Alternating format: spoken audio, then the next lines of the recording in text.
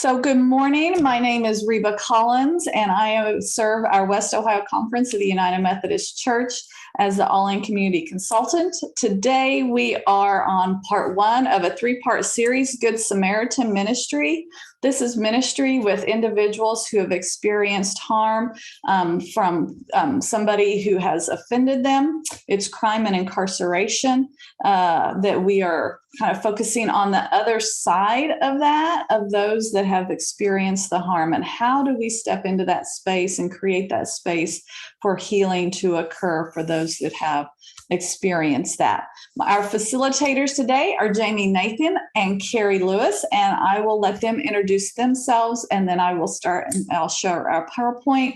We will be doing some breakout sessions as well, some scenarios, but we hope that you will enter into this space with open hearts and open minds, and be willing to just engage in authentic conversation around this very, very difficult topic. So, Jami, I'm going to turn it over to you and let you introduce yourself first. Okay, thank you, Reba, and good morning, everyone. My name is Jami Nathan. I have been on the All-In Community team for 4.5 years, almost 5 years now, and it has been a pleasure to work with these individuals. I'm also a clergy spouse. My husband serves a 2-point charge in the Ohio River Valley District, and I have formerly worked inside an actual jail, the Correction Center of Northwest Ohio. I was there 4 years as the lead instructor for the education department. So I have a diverse background, and this is one of the passions I have is being involved with this team. So thank you for being here today. Carrie, I'll turn it over to you, dear. Thank you. Thank you so much, Jami. Thank you so much, Reba. My name is Carrie Lewis. I am a newer participant to All-In Community as a trainer. So thank you all for coming. This particular topic is holds a very special place in my heart, as I am a survivor from domestic abuse from a relationship from over 20 years ago. I too have a variety of background with victim care and also on the intervention piece with batterers intervention. So I've also worked with, and I quote, abusers/offenders. I call them people who still need the touch of Jesus. So it is an honor to be here. Thank you all. And I look forward to going through this with you. Thank you. Great. So thank you also for all of you who put into the chat who you are and where you're from. Wonderful representation. And for those of you who have experienced victimization, either directly or secondarily or tertiary, we welcome you into this space as well. And Jami forgot to mention in her introduction that she is a Stephen leader. Oh, yeah, that's true. So I noticed that some were Stephen leaders on this. And so as we go through this training, if you're like, wow, we have Stephen ministers, one of the things we wanted to do was create a training that Stephen ministers could also take as part of continuing education. But some of our groups we know don't have Stephen ministers, but you may have a care ministry team. And again, this would be a great training to offer to a care ministry team within your congregation. So I am going to share my screen right now, and we're just kind of going to get started.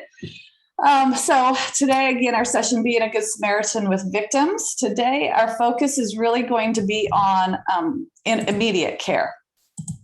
Oops, there we go. So our session objectives are develop an understanding of victimization. What does that mean? Who does that really encompass? Explore levels of victimization effect and impact, two different kind of things. And we're going to talk about what that looks like and kind of how people may be affected and what that impact of victimization can ripple out to be. Identify key immediate needs for victims when harm has been caused. Again, we're focusing on just the immediate needs. Next month, we're going to be talking about the long-term needs in that walk toward resiliency and toward healing. Today, also, we're going to learn key strategies for responding when victimization suddenly presents itself to us. And that's always a difficult thing. And in crafting this session, Jami and Karri and I were talking about what do we do? How do we respond when we see something happening? And it can even be happening within our own congregations, right? So how do we respond in a way that minimizes any impact, but also maybe launches people into a restorative type experience? And then we're going to integrate some trauma-informed care and restorative practices into immediate care responses. We're going to carry forward from the last two sessions, trauma-informed practices, and then also restorative practices that we've talked about throughout this whole series of every second Saturdays. And then leave us some key resources for continuing learning and growing. There's a lot of work being done right now around this whole thing. And so we want to give you the best that we know, and we don't know everything. So at the end of our time together, we're going to ask you, what resources might you be willing to share? Because there is wisdom in this group, not only from your own experiences, but also from what you've learned and how you've grown over the years. So that's what we're going to be doing. So we're just going to start out with some group discussion, and you have permission to unmute at this time, but where are people experiencing pain and harm today? And we are just going to popcorn around the group and just, where do we see people experiencing pain and harm today? So just unmute and feel free to voice your thoughts on that. I think everywhere, everywhere there is healing to be done in every corner of the world. Yeah. And as you pointed out, Reba, in the beginning comments and prayer, especially today being 9/11, a lot of resurfacing of a lot of old agony. Mm-hmm. Yep. With COVID, a lot of isolation. There's been a lot of isolation, people dealing with their mental health. Yes. Yep. Very true. Thank you, Donna. So I had the privilege of standing in for a friend of mine and teaching a parenting development class this past month. And so I've seen a lot of pain exhibited in men and women with low self-esteem that allow themselves to be victims of physical abuse. So that's what I've been experiencing. Just it's new to me. Yep. What else? We have had one of the worst violent crime rates in recent history. So in our communities, people aren't feeling safe. We have veterans that are coming home from a war that in many ways seems like was a lost cause in Afghanistan. We have refugees coming from countries that are violent, that they're fleeing for their lives as well. Any other things come to mind? I think we have, Again, go ahead. oh, I'm sorry. With the situation at hand the last couple of years, the lack of resources for people who do need help. I mean, it's huge. And so people are staying in situations that they may not have previously stayed in because of lack of resources now to get out. Mm-hmm. Yeah. Yeah, Amy? Donna, to piggyback off of that, I think, oh, I'm sorry. No, go ahead, Dorella. This is Miles. This is Miles. I was calling from phone. I wanted to comment on that too. A lot of folks suffer from resources, and then they suffer from something I consider it's like double jeopardy. It's an old movie, but we continue to penalize people for things after they've already, like they're trying to seek help, and then we try to make services to get more difficult. You know, sometimes the mental health clinic is stationed way across town. These people don't have cars to get there, things like that. So it's like we we kind of put them in a position of double jeopardy where they can't actually receive the resources after they're available, if that makes sense. Mm-hmm. Yep. I think there's also, because of people's upbringing, that there's a lot of abuse that's surfacing in pain right now. I've seen some of my my care receivers. And yeah, that wasn't crime, but still painful. Yes. Yep. Dee, did you have something else? I was just thinking about the economic loss that people have sustained over the world, but I live in this country, and so there's been just a lot of harm done to people, because the question is about experiencing pain and harm.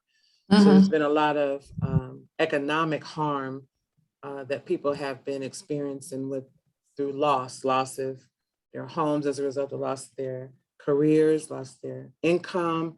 And a lot of times that loss of income causes a disparity in the family. So some families have been, separated. Sometimes you just kind of have to, when you can't afford to have everybody together at the same time. So I think economically, there's been a lot of harm done to people that could result in pain. Yep. There was a term called economic violence. I don't know if anybody's ever heard of that, but so oftentimes communities and groups of people may experience economic violence, like in a smaller community when like the major employer pulls out and the economy drops out. That's it was a social, an economic term that was coined several years ago, that community then has experienced economic violence because it's just, yeah. You're exactly right, because when that happens, domestic violence cases increase, drug use increases, crimes of property theft increase. Yep. I mean, absolutely. Yep. Jami or Karri, anything else before we move on? I think one of the things that I have picked up on, and maybe that's my study background, social science background, is the number of kids who are acting out, teenagers who are acting out because they don't know how to handle their pain, that they are turning around and inflicting it on others in extremely violent ways, as you've seen in the news. So that has a ripple effect that goes, not just from the person they've harmed, but to their families as well. So. Well, and not only are people inflicting it upon others, but they're inflicting it upon themselves. Suicide rates are climbing every day. Yeah, Reba, that's exactly where I was going. So you read my mind once again. No, it's that that self-harm, and it is suicide prevention / awareness month as well. So I think with the heavy burdens of the world and everything that's going on that we listed, if someone doesn't have an outlet, and I think Dee mentioned that isolation that comes from that. So you feel very isolated and alone. So. All right. So this just great conversation. Thank you all. This segues us into where harm can come from, right? And I think you all named these. You identified these. This is not my slide, is it? Whose slide is it? That's mine. You're okay, good. Go, Jami. We segued very well because everyone has touched on each one of these. We've talked about individual persons. We've talked about the domestic violence, circumstances. We've talked about the economic drop, people, the floor dropping out of people, conditions, being isolated, and communities, where large businesses have had to close, and maybe not even large businesses, but a lot of small businesses have taken the heart out of the community, which has created harm in more than just economic ways. Systems, we're increasing the rates of clashes over racism and poverty. And then of course, self-harm. Watched a documentary not too long ago where a lady was self-harming herself, and the scars that were shown when she got married were just, it was heartbreaking, but yet she was a survivor and had come back from that. So the self-harm is very prevalent. So thank you all. Those were wonderful examples that brought out each one of these bullet points. So we're going to go right into talking about some specific case studies into our individual groups. And we're going to talk about, in this particular case study that you'll be reviewing, who is being harmed and how. I think that's a key point to think about too, to understand who all in these scenarios are actually being harmed and how. So Reba, that's back to you to break us up into, Yes. into groups. So we will do breakout rooms, and you should have the scenarios in your workbook. So breakout group 1 does scenario 1, breakout group 2 does 2 and 3, and so we will break out into 3 groups because those will be nice sizes. Carrie will be in one group, Jami in another group. I'll be in the third group. Like I said, we're going to pause the recording here, and so we can have more robust conversations in those breakout groups. Then we'll come back together. We'll do a report out. You'll report what your scenario was, and then kind of the notes that were taken. So in the sessions, please identify the person to take notes, and that person is going to be the person with the birthday closest to Christmas.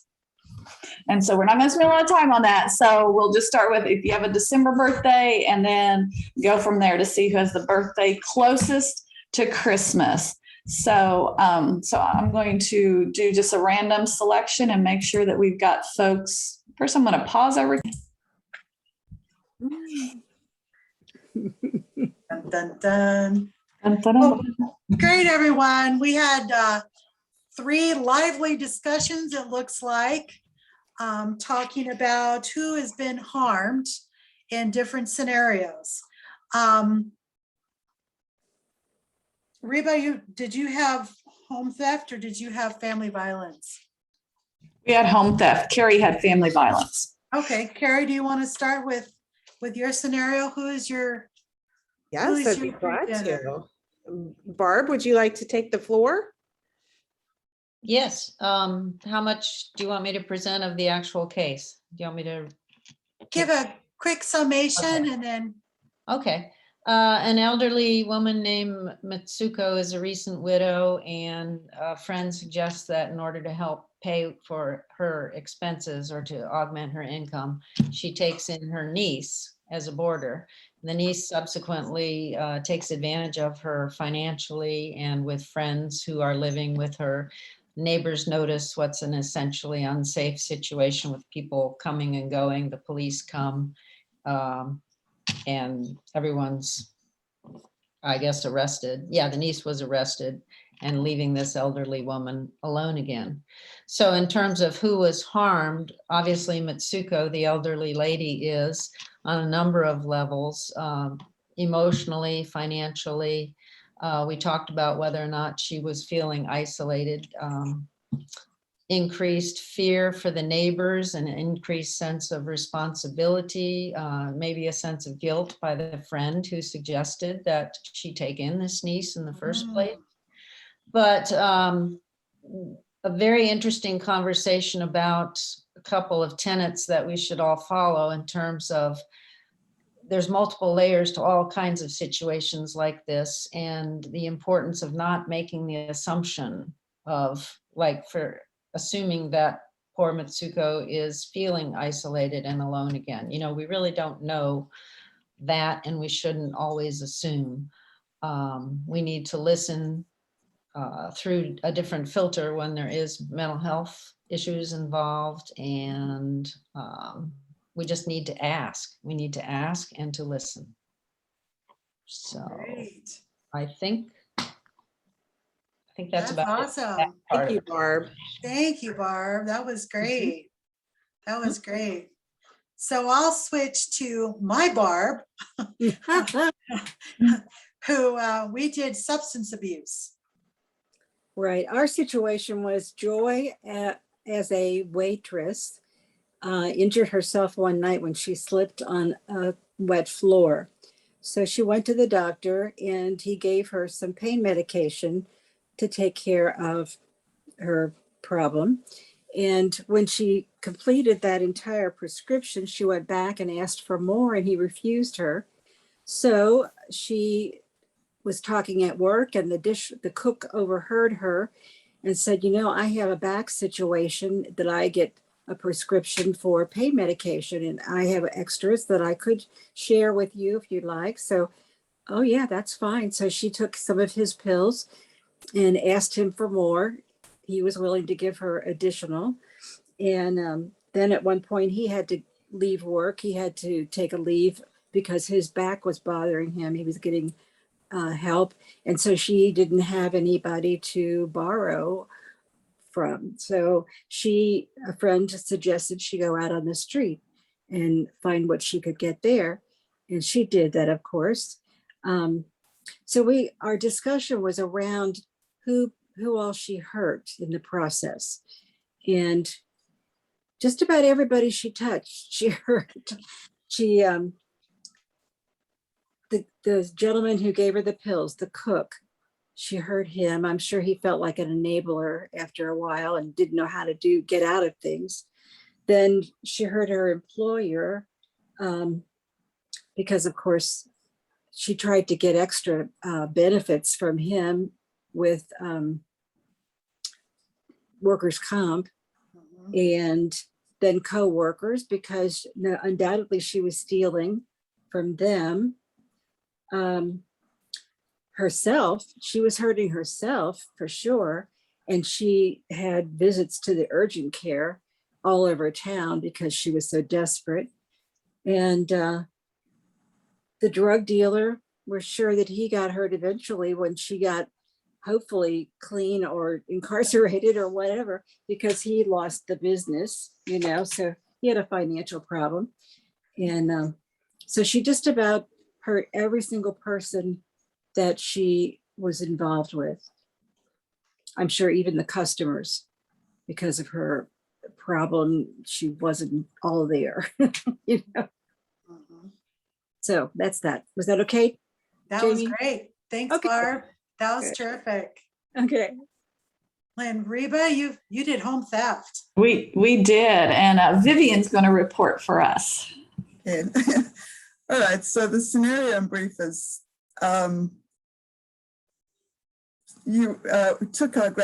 everybody was attending family wedding, and we took our grandparents back home, and they found that their home had been broken into, things had been thrown around and been stolen. So the question was, who was harmed in that situation? We decided that everybody was harmed.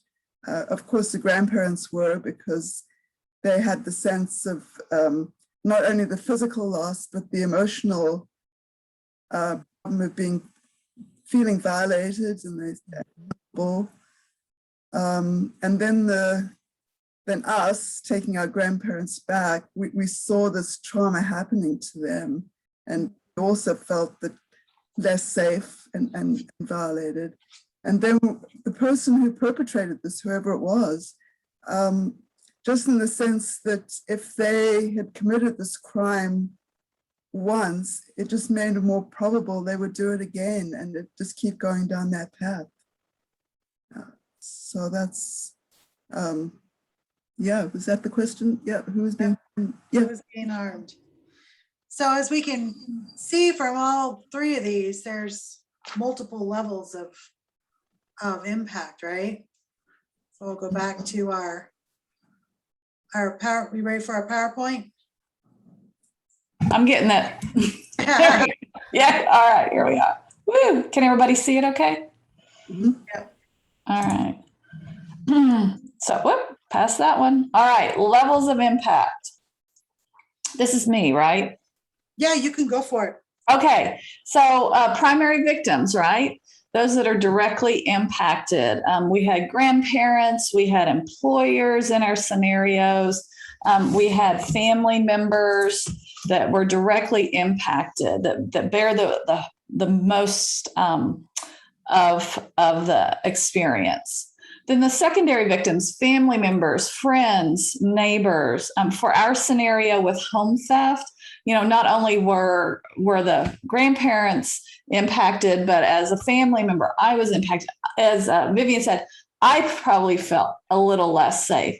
Well, if my neighbor is broken into and that happens, I'm going to feel a little less safe as well in my own neighborhood. So, secondary victims are also, and oftentimes we don't think of ourselves in that way. We don't have the language to put around what we're experiencing in reaction to somebody who is adjacent to us.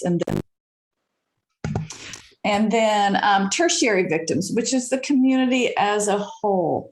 When we look at what is happening right now in our country with, the rise in violent crimes and domestic violence and school shootings and all those things, those all impact the community, just as we talked about like economic violence. And when economies drop out of community, the whole community is impacted by that. So there are these different levels of impact that we need to be aware of, particularly because guess what? This comes into our congregations or into our organizations, right?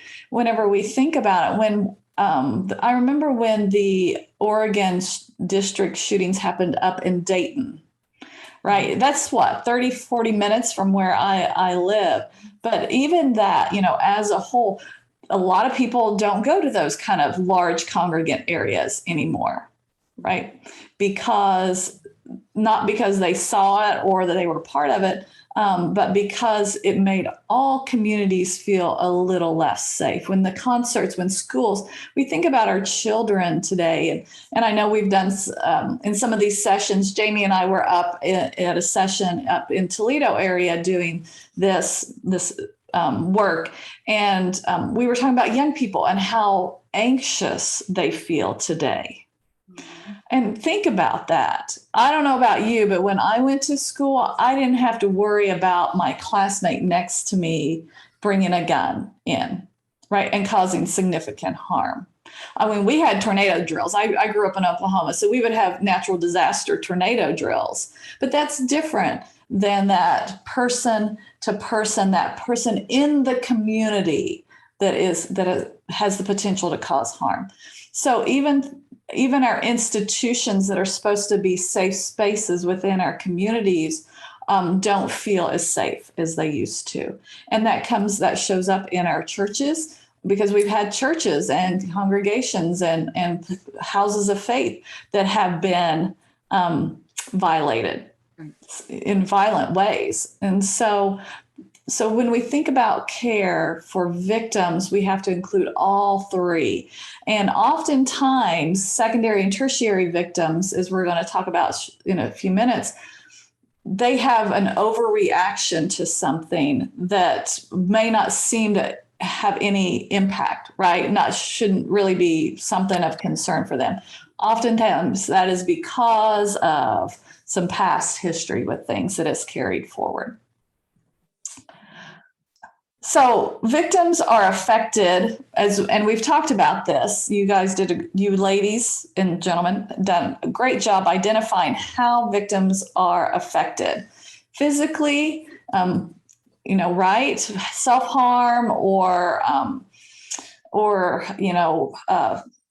self-harm or being harmed physically, financially, with the theft and with the drugs.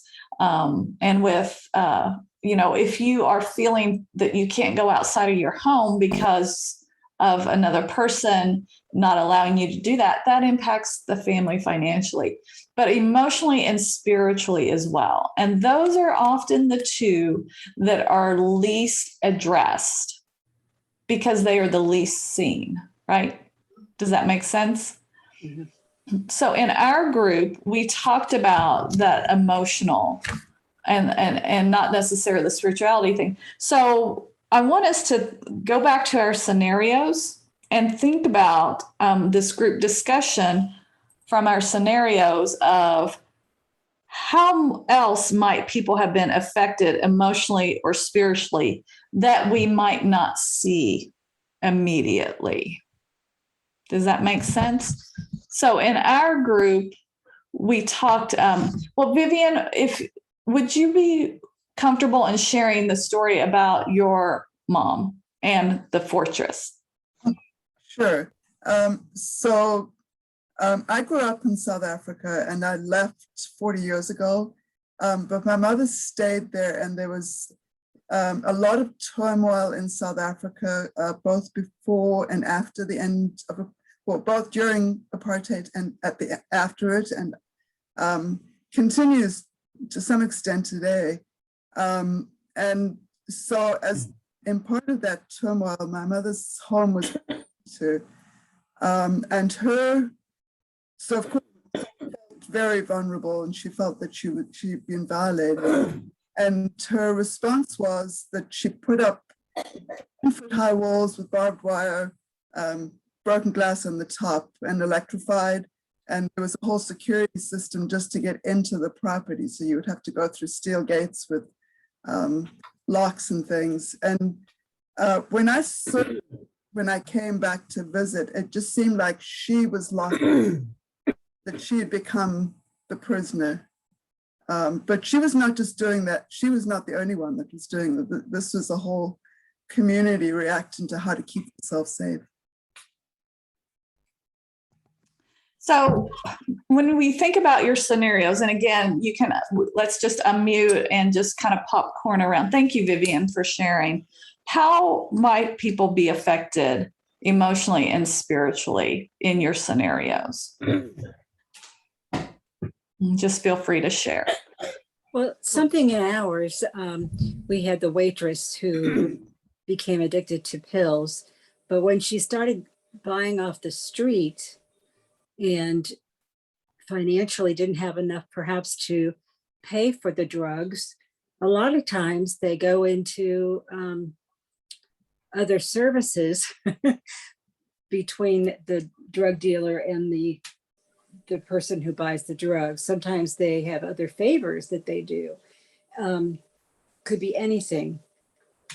I was telling the group that I had a daughter-in-law that was that way, and I lost so many things. She even took a dehumidifier out of the basement. We thought, how in the world could she carry that?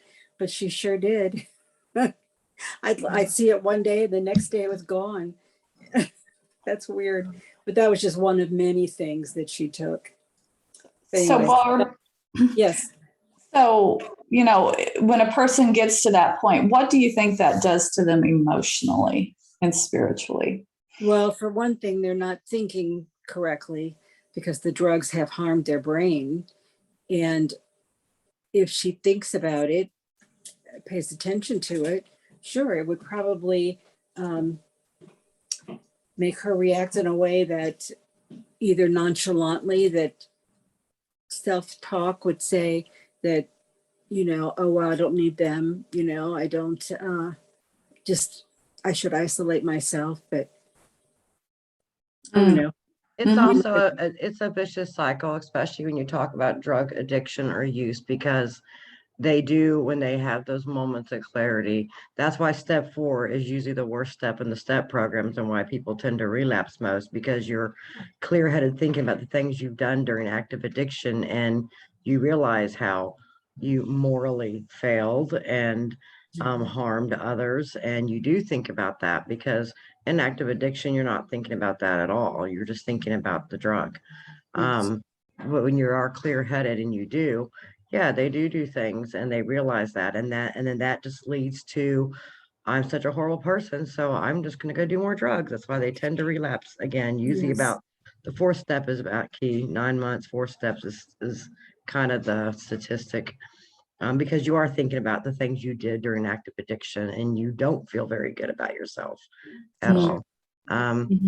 As far as emotionally and spiritually, when it comes to trauma, as a non-Christian here, I'll say it too, because we have our own deities that we work with, and you feel like you've been left abandoned. I know many, even Christians who say, "Where was God when I got hurt?" We say the same thing about ours. How could God let me, or how could my gods let me do this happen? Right. Yeah, it does question your faith and your spirituality, no matter what path you're on. Absolutely, Donna. Do you care if I chime in real quick, Reba? No, you go ahead, girl. And what keeps popping in my mind is shame, right? So Donna, yeah, you mentioned that with the 4-step, and how it's showing our underbelly and taking a look at all of the people we've harmed. And, Barb, you even mentioned the go-to sometimes people do to, fill whatever that is, within the addiction. And I think, with the root sometime being shame, we think of, yes, where is God in this? However, I am so low. I've done all these morally wrong things. Why would God love me? Right. And when we're working with people who are recovering or who have been victimized, or, we can think of any different scenario here. I think, again, it's important that we sit and hold that space well. So when someone is emotionally in that vicious cycle of shame, right, and can open the door to more self-destructive behaviors, because emotionally and spiritually, it just goes hand in hand. Absolutely. Holding space is key. Yep. Thank you, Reba. No, thank you. Thank you all. Anyone else have thoughts? I was thinking in our scenario I was thinking about how the neighbors of Mitsuku must have started experiencing fear. And experiencing fear and living in that space, kind of dwelling that for a minute.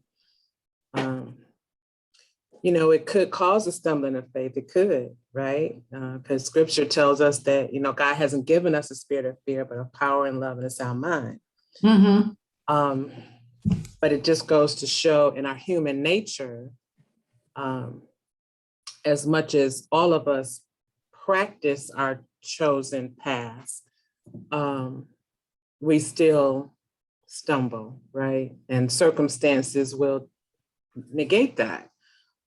So I just wanted to share that, because the question is, how might people have been affected emotionally, which is fear, and spiritually kind of sets us off course for a minute, and probably immediately not be reminded, right, that God is not giving us a spirit of fear. When you see next door people coming in and out of the house, you wonder, okay, should I move? Should I, what else? Should I buy a gun? What should I do? Right. Yeah. I'm just talking about my neighborhood. I don't know where you all live. You want to know what's going on. And you try to frame your response to the fear. Yes. Versus framing it with your faith. And so that's just kind of what I wanted to share, and I'll yield my time. Yeah. I think we talked a little bit about the fear in our session, that there are different kinds of fear, right? Fear shows up when there's really a threat, like the bear is at the back door, right? And that's a good fear. We need to be afraid of that because we're truly threatened. But we often also fear we also fear being known. We fear what we don't know as well. And so then we start to make assumptions, and so emotion, I think that fear and the shame that Carrie mentioned are two emotions that are very, very common when victimization is occurring. And that emotional piece, and Barb mentioned, and Donna mentioned, that isolation is another strong emotion that occurs. Some people move toward that because it makes them feel safer, right? If I lock myself behind barbed wire and all that, I can be safe. Nobody can get to me. And so I isolate in that way. Or I isolate by pushing back and saying, well, I don't need them. I don't need them. I don't need this if I'm in a different space. Or we even isolate when we, I'm trying to think of what I'm trying to say. Relationships. Relationships. Yes. Thank you, Darrella. My pleasure.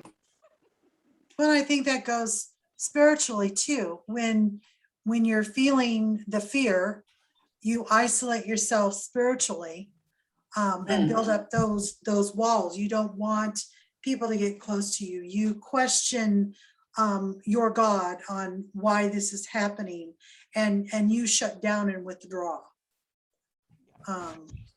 Yep. Those settings too. Yeah. All right. So, levels of impact. Each person is affected differently based on a lot of things that they bring to the table. And we know this, right? Karri, I think you were going to kind of walk us through this. Yes, thank you, Reba. When it comes to levels of impact, I think we've all touched base on this and have heard other people's life experiences, but and how we respond to that, we think about past hurts and present injuries. We spoke a little bit about that in our breakout, and how past hurts can definitely impact, or present injuries can bring us back to past hurts, right? When you think of severity of the wound, right? And what type of wound is that? So is that an emotional wound? Is that a spiritual wound? Is it physical, financial, so on and so forth? And then the future orientation and how that just goes into community response. When we think of the fear of the unknown, right? And the future orientations, and then our community response. How is our community, whether it be our the community in which we reside, our work community, our recovery community, our church community. So I think that's very important of how that all comes into play, especially when what our response is in whichever community we find ourselves in. So on this, one thing we need to remember is what fires together wires together. Mm-hmm. Right. So if there is some past trauma in people's lives, that will come forward if it has not been addressed and dealt with appropriately in the past.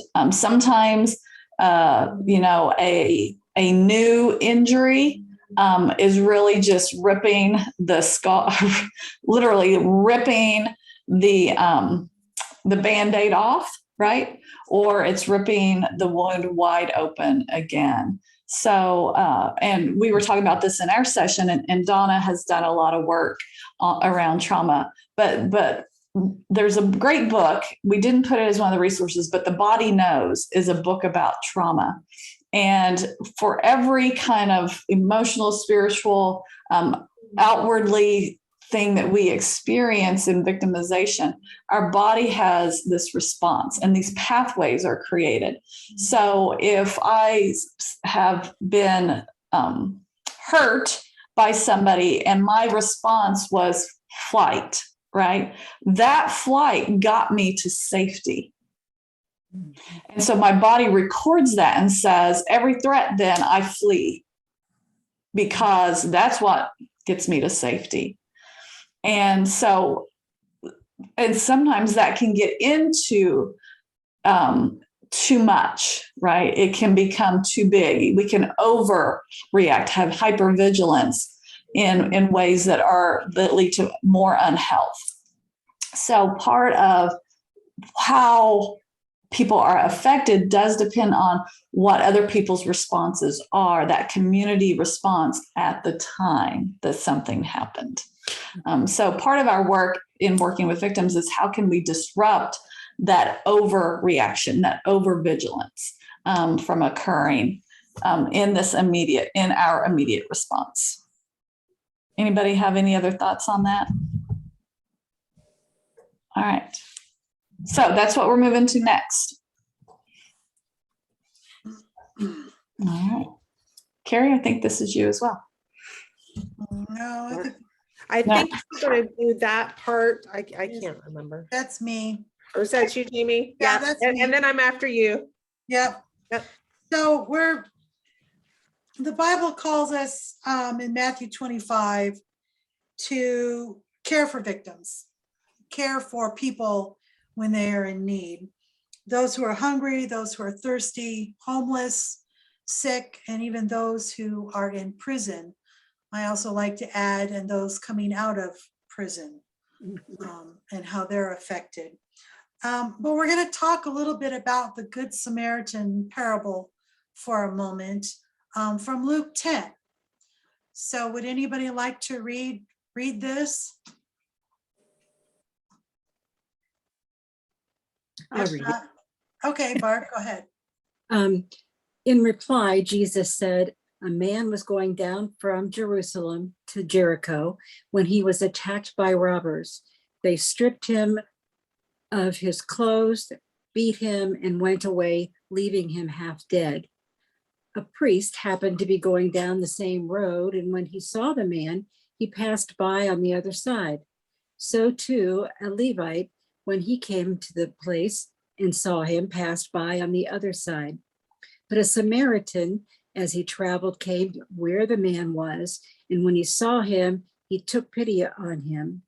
He went to him and bandaged his wounds, pouring in oil and wine. Then he put the man on his own donkey, brought him to an inn, and took care of him. The next day he took out 2 denarii and gave them to the innkeeper. Look after him, he said, and when I return, I will reimburse you for any extra expenses you may have. Which of these 3 do you think was a neighbor to the man who fell into the hands of robbers? The experts in the law replied, the one who had mercy on him. Jesus told him, go and do likewise. That's all I see on my screen. Is there more? That is all that you see. That is all that we've got. In the Good Samaritan, his response. He noticed the person was hurting. He responded with empathy, compassion, and care. He had an attitude about him that he reached out to provide tangible help and encouragement. He took action. He referred a victim to someone else for help. These are 3 steps we're doing attitude, action, and even some monitoring is the good first initial response to someone in need of help. So what didn't the Samaritan do? Blame the victim. How often do people blame the victim? You find this most prevalent in rape victims. You know, they are always blaming the victim. You shouldn't have danced that way. You shouldn't have dressed that way. You shouldn't have behaved that way. Blaming the victim. In this scenario, the Good Samaritan did not do that. Whoops. He didn't demand to know the circumstances of the incident or why he thought it happened. He didn't tell the victim what to do or what he should do. And he didn't try to solve the problem. And he solely took on taking care of him. He incorporated other people to help him in this process. I think that's also an important thing to keep in mind, that monitoring is not just a one-on-one relationship. We also need to branch out and bring more people in for support.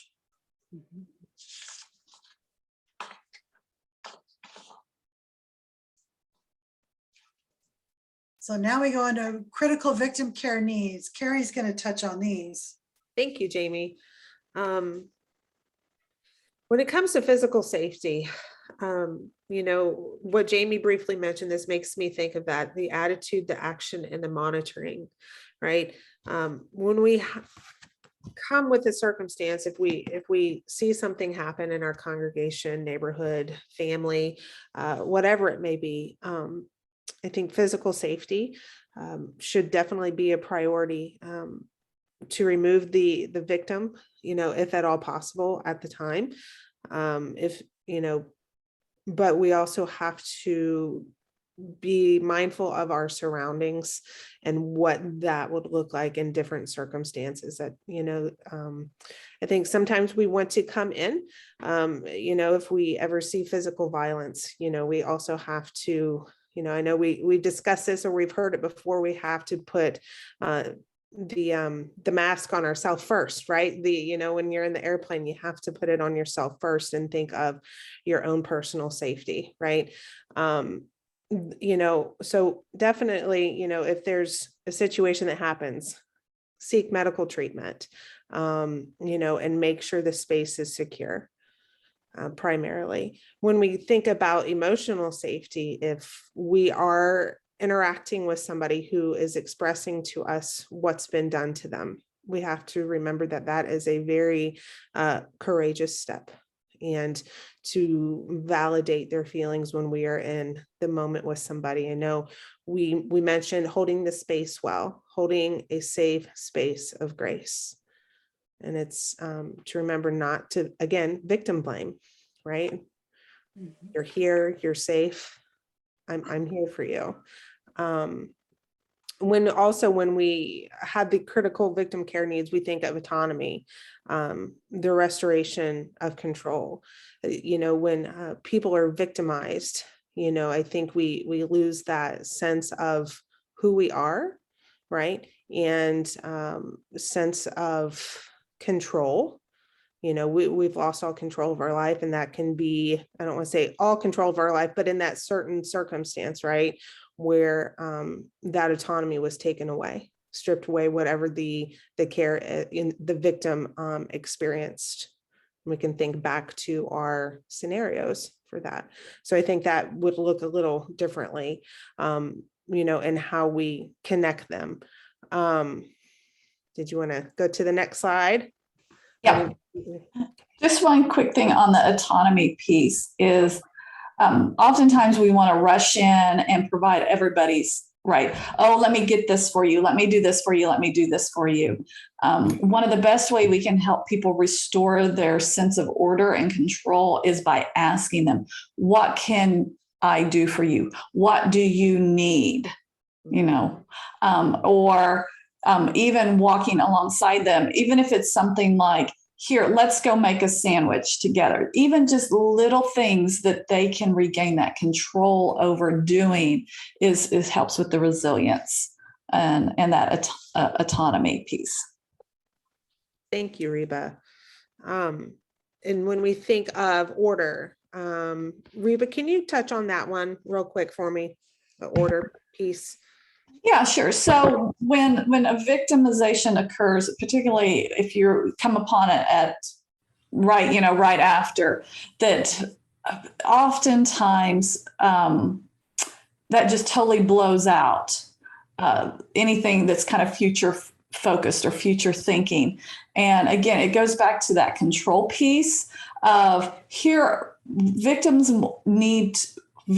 have a sense of needing to know what's next. So sometimes in your advocacy with victims or walking alongside them, you may need to go find out what happens. How do we report a crime, right? They won't know. But if you can help them to see what that next step is in the process, that really kind of restores that sense of order to things. Okay, if that makes sense. Thank you.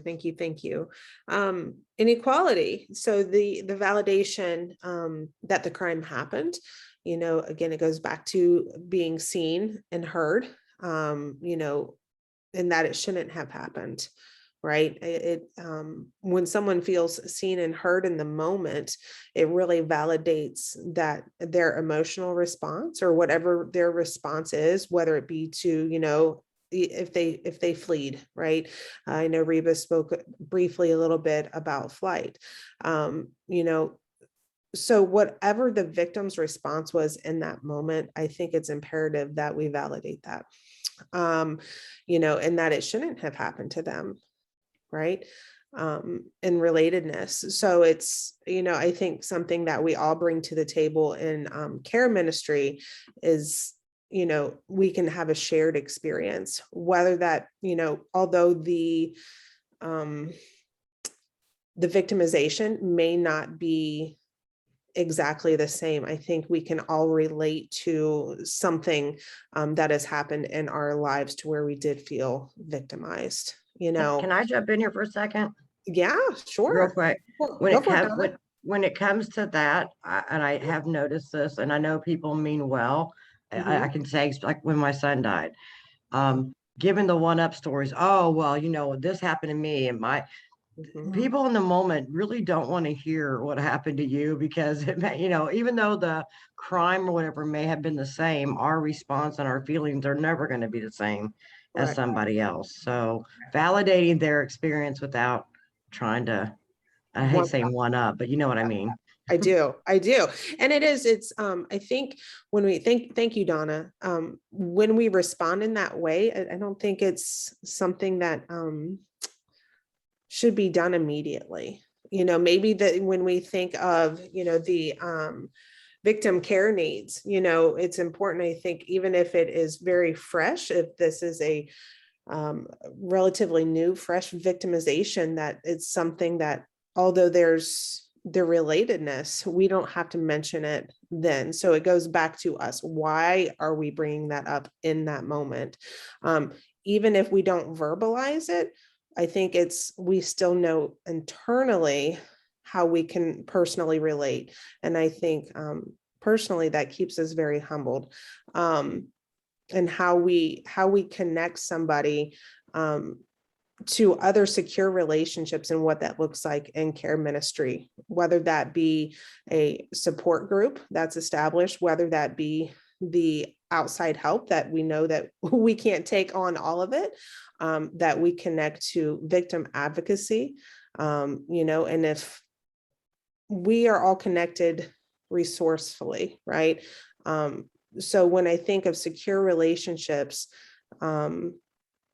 that can help someone grow as well with victim care. So I think support groups and victim advocacy, in addition to being mindful of our own victimization, what we experience, whether we verbalize that or not.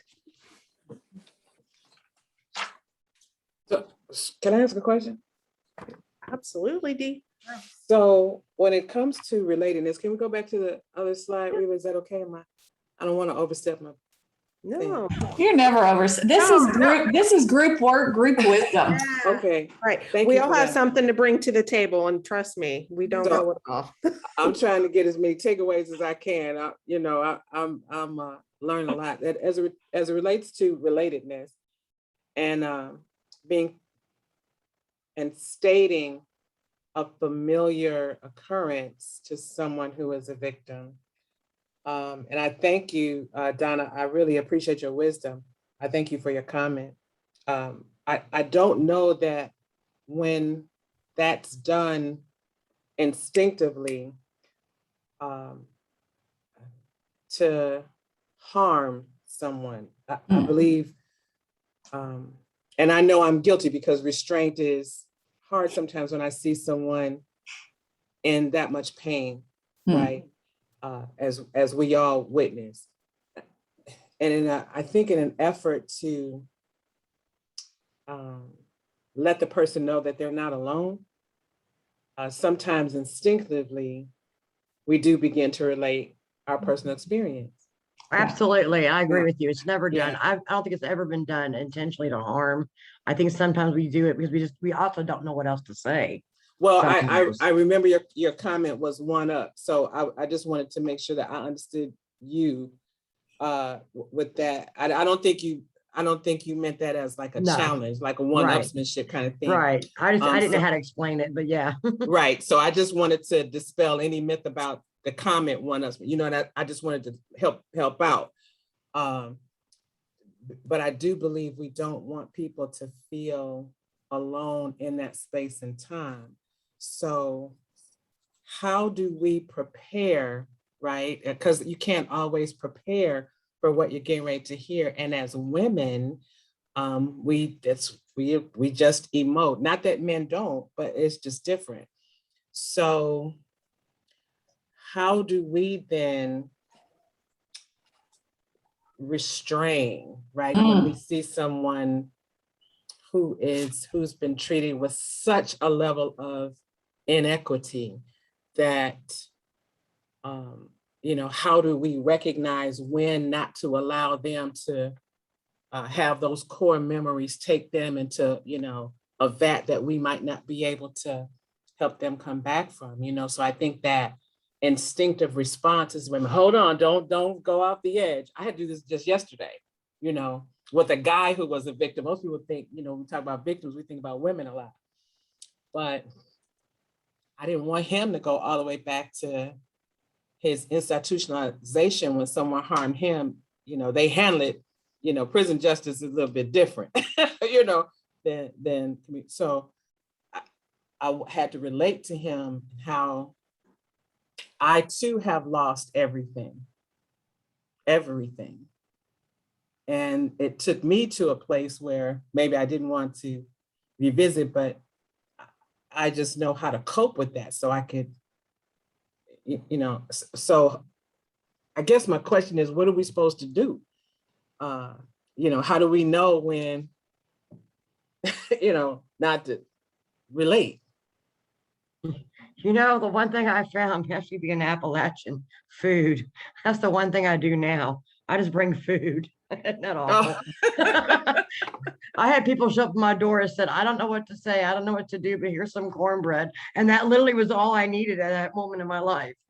Well, I think that's good when someone had an opportunity to hear your story, maybe leave your presence and then come back with maybe some solace or solution or some comfort, that kind of thing. But you're right. In that moment, I hear you. I don't know how. I think each moment's different, honestly, it's each case is going to be different. So sometimes just listening, and sometimes it is a relatedness. Like you said, with your case, that's a totally different situation. Like explain to somebody how you could lose everything and still come back and not react. I think each case is different. Yeah. And I think it's instinctive too. So I just wanted to use a little bit of time to share that. And Barb has her hand up, and I'll yield my time. Well, I think it was Reba that brought up the point of timing.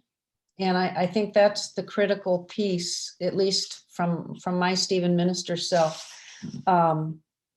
The sharing of your own story is appropriate, but not at that acute initial insult point of time. Because I think, in my experience, I think that minimizes what people then are feeling. They're not getting the full validation and the full recognition that, whatever has happened is really, really horrible for you at this point in time. And I think, as you said, I'm kind of pointing out the obvious here, a few steps down the road, sharing our own vulnerability or our own experiences can be very helpful. So I think it is just, I think timing is a huge piece of it, and understanding where that victim is at in their needs at that point in time. Yeah. Yeah. It's yes, all of that. What makes a relationship secure is if a person feels that they can be vulnerable and express the depths of their souls to you, and you can hold that. You don't have to comment on it. You don't have to try and solve it. You don't have to even relate to it from your own story, but you can just hold that with the appropriate amount of empathy. And it's really, I think a lot of it goes back to just, and we're going to get into empathy a little bit more, but just empathy is how we lead and how we that should be what guides us in that relatedness piece, because a lot of victims too want to isolate, right? So part of the critical need is for them to remain connected to somebody, but they ultimately can determine how that connectedness works. You can't force somebody to be connected to you. That can cause way more harm. But it could be that, they need to go off and be by themselves, but you can send a note. Mm-hmm. Right? It's not, oh, I miss you note, but I'm here for you. Right? And just, when you're ready, goes back to that autonomy piece, right? When you're ready, I'm here to listen. So that's part of it, is how we gauge our response to what we hear is critically important. And like Barb said, it's all about the timing of it and the patience.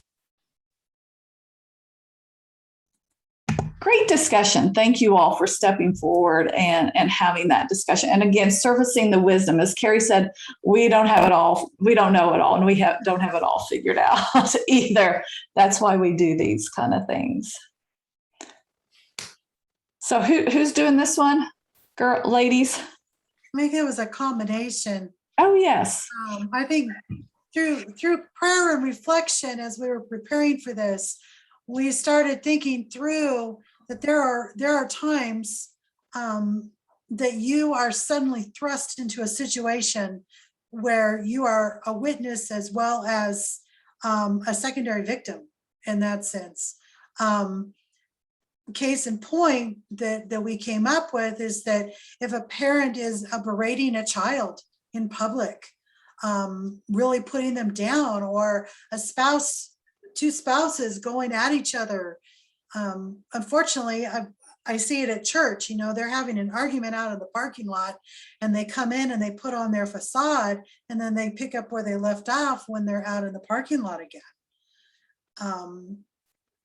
Being a child with an elderly parent, that is a huge area of abuse that is going on that people don't really talk about readily anymore. So how do we move witness to this, to helping the victim in that situation?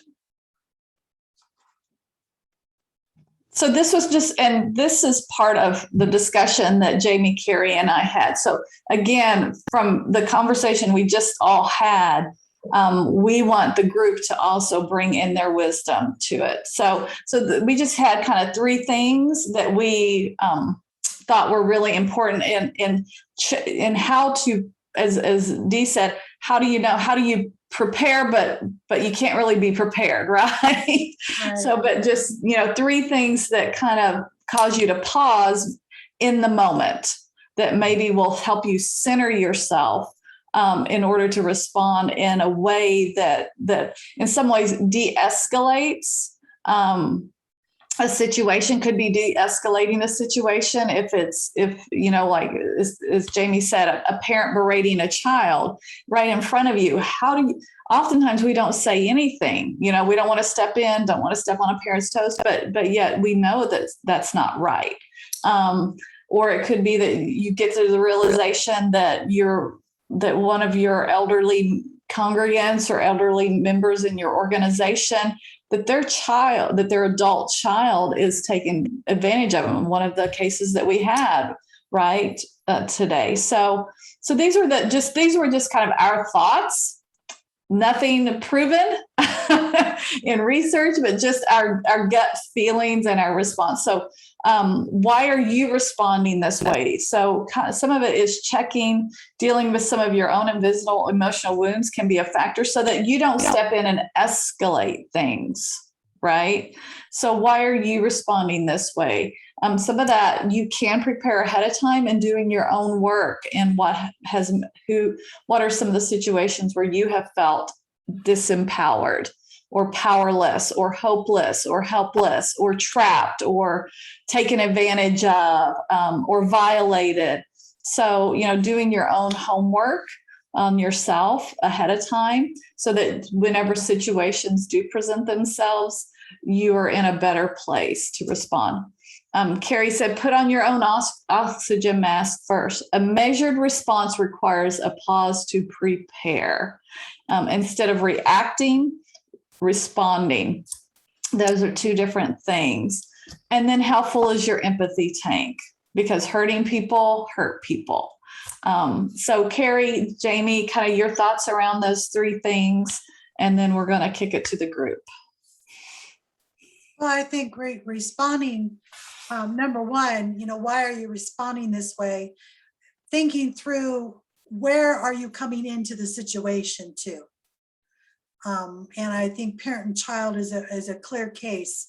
You're out shopping and a child is throwing a fit, and the parent is frustrated, but the child could have been throwing a fit through the entire store. And the mom really needs to get to the back of the store to get the milk.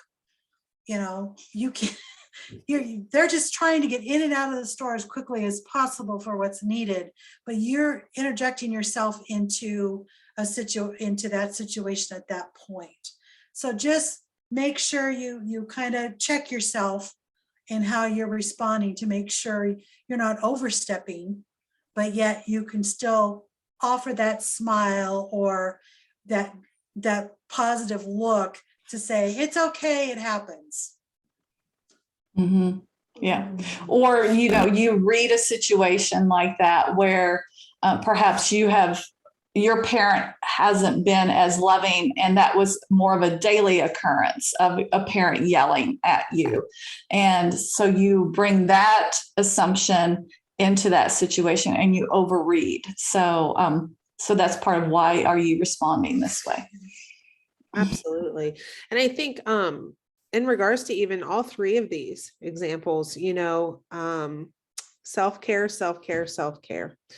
If we are running on an empty tank, that's going to show in our response in all life areas, so that's exactly what comes to mind. If we are responding rather than reacting, right, that will show. If we're wearing a cape, or we think we're wearing a cape, that will show.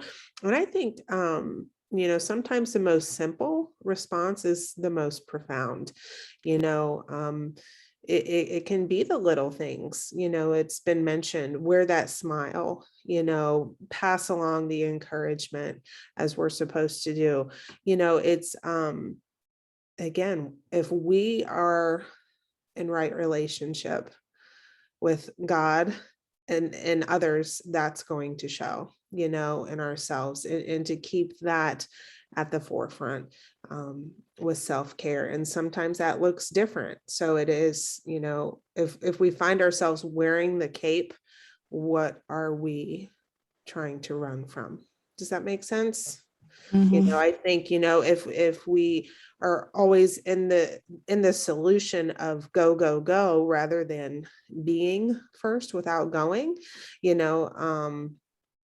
we have to take a look at that. That's our ego. We got to check. Absolutely, Donna. Yeah. Absolutely. Yep. And that's all I've got to say. So thoughts from the group. If you've had a situation where you actually were, a witness, a secondary victim, or you witnessed something and you responded in a way that worked well, that had a good outcome. For me, there was a time when there was a young girl, a little girl, and her mom you could tell was really, really frustrated with her and was just, saying derogatory things to her. And I thought, oh my gosh, judgy. I was a little judgy because I tend to be that way. So part of it too is checking your judgment. Is it appropriate or not? But then I just thought, how can I respond in a way? And I thought maybe I can get the mom to see the little girl in a different way. So I just walked out and said, oh, you are such a beautiful young girl. And I just turned to the mom and said, I hope that you have a great day with this precious young person. And that was all I did. And then I left. I don't know if that changed things, but it caused that pause, and it acknowledged the young girl, right? It helped to kind of mitigate or say something different than what she was currently hearing. So we welcome your thoughts or suggestions or scenarios where things have gone well and maybe where things haven't gone so well.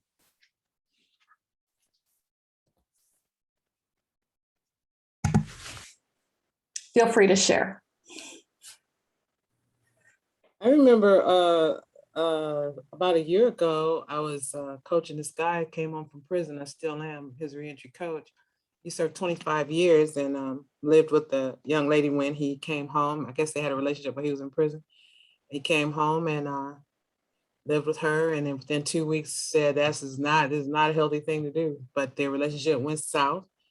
He had to call the police so he could be removed safely. And that was good on his behalf. And then she threw away some of his personal items that he had kept for 25 years as memorabilia for his family and everything. So I remember his texts and phone calls as a call for help, you know, because he didn't want to go back to prison, but he didn't know any other way on how to respond to someone taking his stuff other than what they do in prison, which would not have been good for either of them. So he needed to be heard as a victim in that instance. And so I did a lot of intense listening. And then when he asked the question about loss, it was an opportunity for me to share with him that I've been in a position in my life to have lost everything. And yeah. I have. And so that stopped him, right, from moving forward in his thought process to give his attention to the fact that I also lost everything at some point in my life. And he actually gave me comfort, right? Yeah. I'm sorry to hear that. And that moment was pivotal for him and for her, okay? Which he reflects back on often because he is institutionalized. You know, anybody spend 25 years in prison, sometimes less is institutionalized. So he recognizes that, but he also recognizes what he has to do in order to cope when those emotions surface. And so, you know, that's an occurrence and it worked out well for both of them. Yeah. Just recognizing, sometimes I think people don't put the language of victim, right? They don't know what that, right? They don't know what that is. And so until it's spoken, then until we have language to express what has happened to us, it can lock us down. Yeah. May I share something that I wrote down that you said, Dee? You know, we find ourselves keep going back to the appropriate time of when to self-disclose, right? And you said something that I think is key. When they ask, or are we offering? Again, so is it about them or is it about us? And that's all. Yeah, I wrote that down too. Yeah.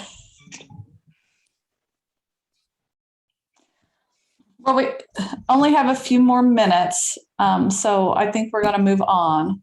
But Jami put this, and I just thought this was so profound. Well, everyone has traveled a different path before they meet. So we just need to, that keeps it in mind for us. So we've mentioned the empathy and empathy tank, and empathy is the ability to understand and share the feelings of another. It's not to share the same experience. And I think that goes to what Karri said just a minute ago, is that we may have had a similar experience, but sharing sharing a similar experience is not the same thing as sharing this understanding and sharing the feelings of another. if that makes sense. So part of the sharing of ourselves and our vulnerability isn't that, oh, I've been through this too. Right? It's tapping into and preparing ourselves, tapping into what feelings have I had that this person is telling me that they're having. Could be totally different situations, but what were my feelings, right? Yeah. So. Yeah, absolutely. Yeah. So, and this is why empathy is so important. And we're not going to read through these for time purposes, and you have them in your manual. And we've talked about this before in other sessions. But empathy really decreases that self-blame and promotes dignity and worth, decreases fear and builds trust, decreases isolation, increases connection, and decreases shame, and activates that self-agency and resiliency. When somebody is empathetic toward us, it provides us a sense of self-worth, that we are worth getting through this, that we are worth it. It validates that this should never have happened to me. I have more worth than that. So that's why empathy, we should always work with empathy. And here's when we talk about restorative practices, affective statements and questions that leads to dialogue that engages. That's restorative practices. Restorative practices is a social science that is about relationship and community. What kind of relationships need to develop where people feel a sense of community, and at the same time, what drives people from community through relationships. So these are some questions and some affective statements you can put in your back pocket whenever something presents itself to you that requires immediate victim care. So I'm sorry that happened to you. I know this is difficult for you. And sometimes that can lead into, because it was hard for me, but no, just, I know this is difficult for you. And then just pause and be quiet. And you'll be surprised as to what will be shared that is difficult. May I pray for you goes to that agency piece. That sounds really difficult. I can see why you feel this way. It must be really hard to feel this way. Carrie, that was one that you suggested. It must be really hard to feel this way. Do you want to comment on that? Yeah, when we think about it must be really hard to feel this way, that, we think about the autonomy and how that can be stripped. And I think that it can be very empowering because it validates where they're feeling, and it can open up the door for more conversation. It must be really hard to feel this way. And sometimes we don't even recognize how we feel, right? Especially someone that has been victimized, so that can open up the door for more, I think, insight and awareness, as well as a very conversational, potentially, and validating in the moment. Mm-hmm. Yep. So we only have about 3 minutes left, and we really want to talk about trauma and trauma-informed ministry. There is a video. It's there. The link to it is in your workbook. It's one of the resources. This is just it's about 8 minutes long. So we're not going to do that today. But we're just going to briefly kind of go through, here are some things that we can do in the moment, right? Whenever victimization presents itself to us in the moment, here are a few things that can happen. Mindful breathing. It's, let's take some deep breaths and guide people through that, right? Because this is about self-regulation. It's so that people don't have those things that fire together, wired together as appropriate responses. So it's that self-regulation so people can process through their body and their hearts and their minds what has happened to them. Not all of it, but just to the point of being able to establish some more self-control from a situation. So breathing exercises: breathe in 1, 2, 3, 4, hold for 2, and then breathe out 1, 2, 3, 4, and do that. Hyper focus. And so some of this is, think of a positive image, sound, or memory, then strengthen it through your 5 senses. this is kind of like guided imagery that you can do to help people, again, kind of restore some order to themselves, that once the threat is removed, to not continue to feel that threat going forward, and then maintain that hyper focus for 12 seconds. You can go and look at the video. It's about 8 minutes long. It's really great. It takes you through these. Focus on the 5. And this is something you can do. And this works really well when you're sitting side by side with somebody. Name 5 things you see right now, 4 things that you're hearing, 3 things that you feel, feel as not as an emotional feel, but physically feel, like my shoes are wrapped around my feet and my socks are bunched between my toes. Could be something that you feel. 2 things that you smell and 1 thing that you taste. Again, this goes to regulation of the body. And then bilateral stimulation, I think, is one of the things that we can use, in the moment, immediately. We often hear when there's a heated discussion going on, let's walk it off. Walking is a bilateral stimulation, or just rocking back and forth. The other thing, particularly if you're having difficult conversations, or if you bump up against something and emotions start to come up to the surface, you can tapping of the arms like this to get through something, you tap faster.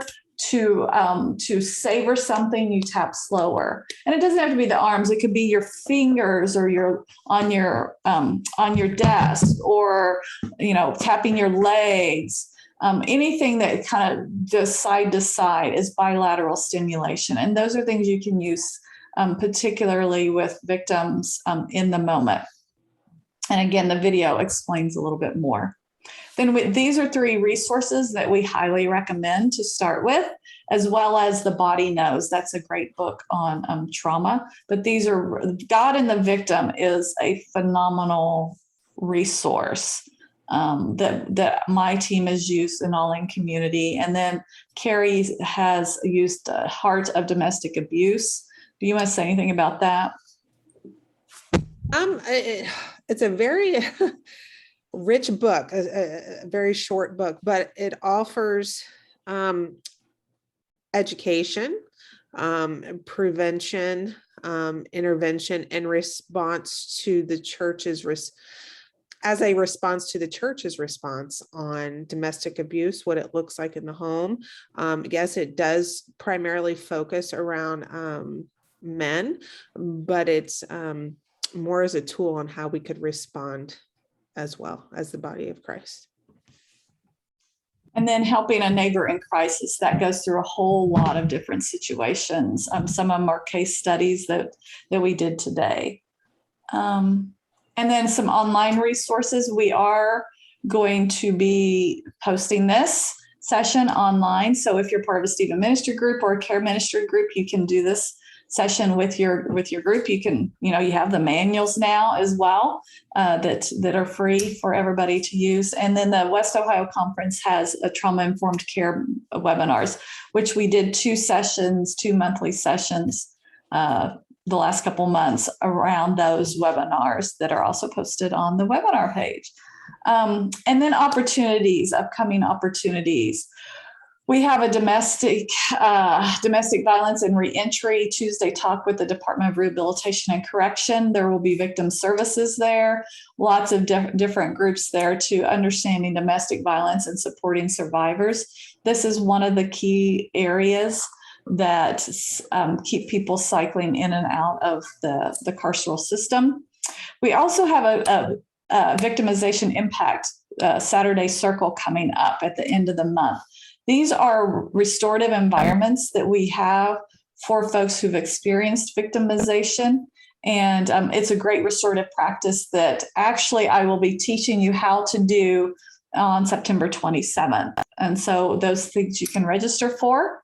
And then our next every second Saturday, we'll do part 2, which is more, how do we walk with people who've experienced victimization and survivorship through that long journey of not only shame and resiliency, but also forgiveness and healing. So that will be next month. And then the last month we will provide you, we'll really dig into tools and resources to build your ministry around this particular population. So that is all that we have. Apologize for being a few minutes over. I'm going to stop recording. So thanks for those who joined us. I'm going to stop recording, and I want to do a poll. Is if you'll just hang on for just a minute and do a poll, and then we'll just do some debrief if you have time to wait. So I'm going to pause our recording.